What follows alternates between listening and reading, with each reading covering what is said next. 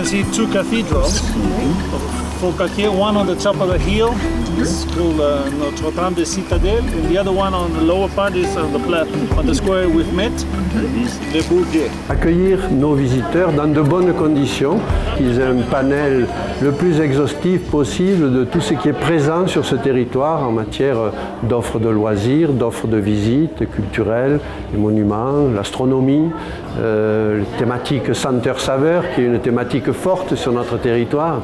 Tous ces éléments qu'on veut mettre en avant dans cette maison. La montagne de Lure, c'est notre trésor caché.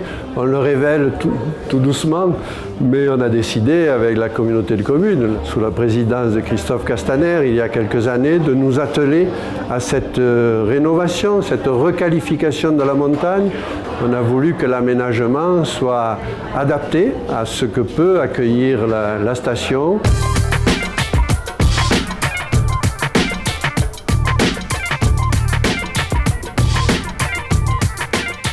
La station de Lure, c'est une station d'apprentissage, ouverte aux familles principalement. Elle est située à 1600 mètres d'altitude. Il faut savoir que dans les années 70, c'était la station préférée des Marseillais. La communauté de communes a investi pour créer un bâtiment d'accueil de 200 mètres carrés qui comprend donc un espace de location, de ski, de luge, de raquettes à neige. Également une salle hors sac qui permet à 40 personnes de venir pique-niquer, ainsi qu'un espace de billetterie qui permettra effectivement d'acheter l'ensemble des forfaits. Et la grande nouveauté à Lure, c'est l'installation de toilettes. À proximité directe de cette station familiale de Lure, on trouve également un centre astronomique qui propose des sorties tout au long de l'année. Je vous encourage évidemment à les contacter. Et également à proximité, vous pouvez retrouver un restaurant et également un gîte d'étape qui propose 12 couchages.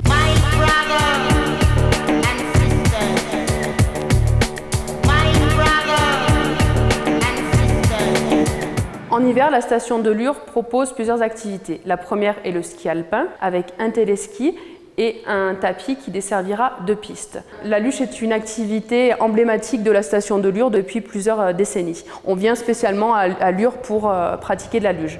Enfin, on vous propose également des sorties en raquettes, donc soit sur des itinéraires balisés, soit sur des sorties accompagnées avec des accompagnateurs en montagne. Voilà, actuellement, nous aurons 2 itinéraires balisés. La station et les crêtes. Enfin, Lure, c'est une station également très prisée en période estivale. Et la communauté de communes investit pour vous proposer un tubing. Ce sera une descente sur des bouées gonflables, ainsi que plusieurs randonnées accompagnées, randonnées thématiques autour de la faune et de la flore et des activités ancestrales.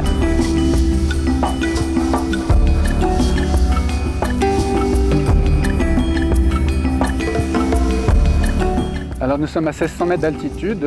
Effectivement, la montagne de Lure est intéressante pour les gens qui viennent de plus bas, car on est quand même assez haut en altitude. La crête est à 1800 mètres, c'est la première montagne haute quand on va vers les Alpes. L'un des grands intérêts de cette montagne, c'est qu'elle est facilement accessible aux gens qui n'ont pas une grande condition physique, au public familiaux avec des enfants assez jeunes, car les chemins, les sentiers au départ de la petite station de ski sont assez faciles, les pentes ne sont pas trop fortes. C'est également une montagne très appréciée par les randonneurs expérimentés. On peut faire des boucles de 10, 15, 20 km avec des dénivelés importants. C'est une montagne, de par sa position très au sud et par son altitude, possède une très grande diversité florale. Et c'est pas pour rien qu'on l'appelle la montagne des herboristes. Et c'est une montagne très belle avec des paysages magnifiques. Le panorama depuis la crête est splendide. C'est le vent qui a forgé un paysage, une végétation très basse et qui permet d'apercevoir parfois les chamois.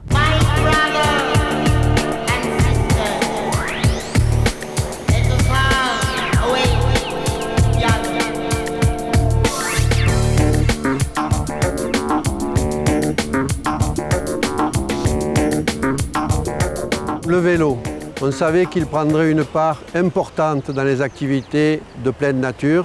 Dès 2002, le tracé du Tour du pays de Forcalquier Montagne de Lure, 90 km balisés.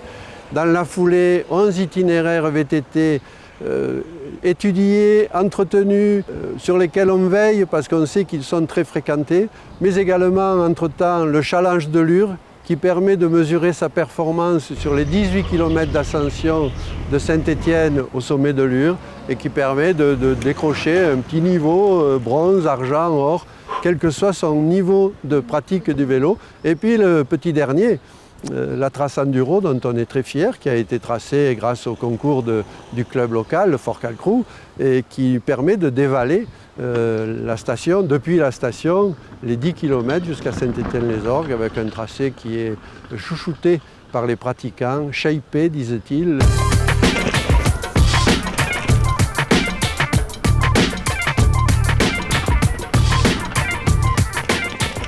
Une descente, elle doit faire à peu près 9 km avec 900 mètres de dénivelé négatif, 300 mètres de dénivelé positif.